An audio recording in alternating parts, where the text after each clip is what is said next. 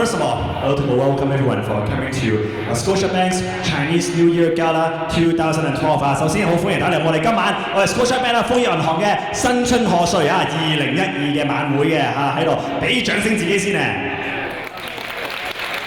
！Okay, so as for tonight, we have a lot going on.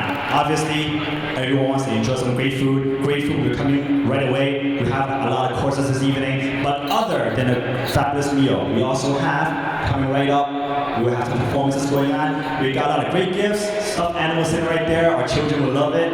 OK， 今年我哋咧，其實咧比舊年咧就係多咗好多豐富節目之餘咧，亦都多咗豐富嘅禮物嘅。當然除咗有即係豐富晚宴之外咧，小朋友咧見到嗰邊咧，頭先我見到㗎啦，我望住有兩隻公仔，紅色嗰啲，仲有好多隻喺度咁一陣間咧玩遊戲咧，我哋係會即係大人又好，小朋友都好，就全部都會有份嘅。